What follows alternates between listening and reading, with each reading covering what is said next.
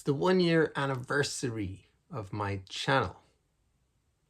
So let's do a little bit of a recap. I've been uploading a video every week for a year. It grew slower than I thought it would, but last week a video I made about why I'm leaving Ireland went a bit viral, loads of comments, 13k views, which was funny. I didn't expect it, but in retrospect, it's all anyone talks about here, the housing crisis. So it's a bit of a hot topic, so it makes sense. But in general, it's been very,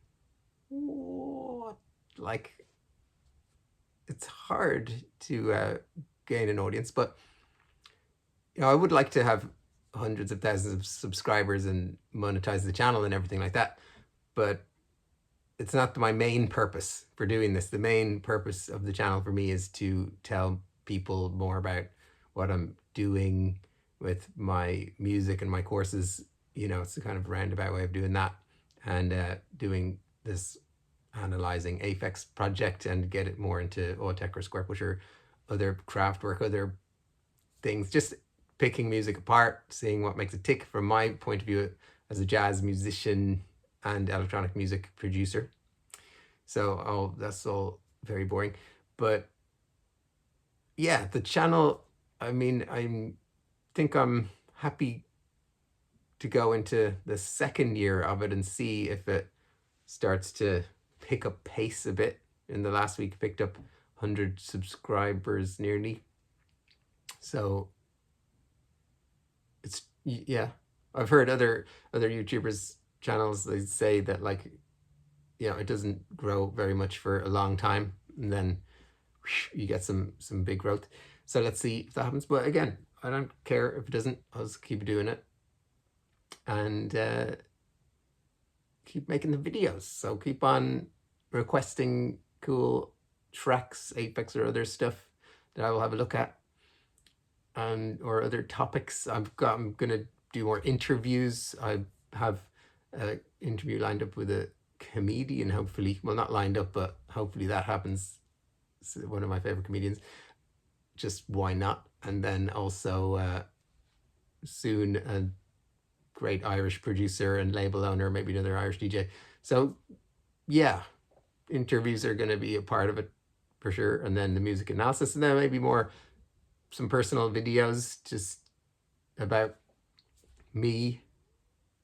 Seems to be like people do like to hear the personal stories.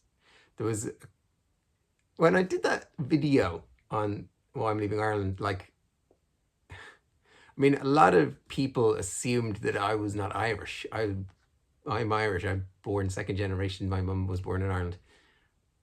So, what can you do? People assume stuff. But also people were, there's quite a lot of, I did remove some comments, and there are still some there that are coming from an angry place. I can understand it. It's a really bad situation. But one comment said about, why didn't you buy a house in 2012? Which, that makes me laugh. And I had a little conversation with this person. Not a, cordial conversation. In 2012, it was a great time to buy a house in Ireland, but I had no money. I just came back from traveling for 3 years, 2008 to 2010, for 2 years, 8 months. I traveled around the world on a total budget of 7,000 euros, including flights and everything. That was all the money I had. I saved it, I spent it. I just was like in my late 20s, early 30s, part-time musician, just doing gigs.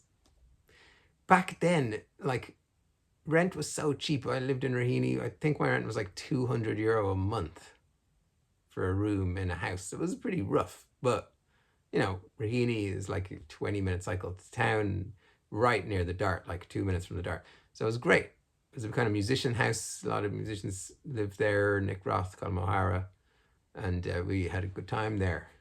And after that, just from like part-time teaching here and there and a few gigs, I was able to save up €7,000 over a few years, and then went on this trip, which was absolutely amazing. You know, the best thing I've ever done in my life was that trip. Learning, meditating, meeting people, Asia, America, Australia, New Zealand, you know, Burma, Nepal, Sri Lanka, all these places, backpacking. Absolutely incredible. I was able to do it so cheap because I did a lot of volunteer work where I was kind of working really hard so I didn't have to pay for bed and board there, and also got a great experience of doing that. So that, you know, might make a video more about that trip. That is a big part of who I am. That I'm a different person after the trip, you know. India, especially, spent a year in India. And when you see how hard people worked, like in the heat on, you know, just everywhere, just a different level of working. And then you come back to Ireland, you're like, no one's doing anything. And living in like luxury compared to what it's like over there. Not saying it's a perfect place, of course. It's like terrible, the caste system and all that. But it's very eye-opening to travel, to see different places, to see poor places. And I traveled around India. I was in Bihar, in the poorest state of India. And you might think of it like, oh, the poorest part of India, oh, it's probably terrible. But it's not. It's not all terrible. Like, it's farms and people getting on with things, and busy little towns and dusty little streets and villages and markets. And most of the time, you know, for a year in India, like, I didn't experience any crime, no mugging, never got in any trouble, like, you know, other than just hassled a few times for, like, you know, the way tourists get hassled. But fantastic experience. I would love to go back. I went back one time since then, but I'd love to go back. I love India. I would love to do the pilgrimage again, where you go to the 4 main sites of the Buddha's life, where he was born, where he died, where he got enlightened, and where he passed away.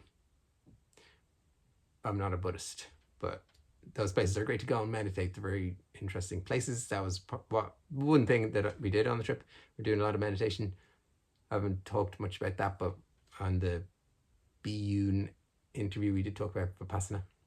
So there's loads of stuff to talk about. So if you watched this very rambly video, thank you very much. And I hope you like what's coming. See ya.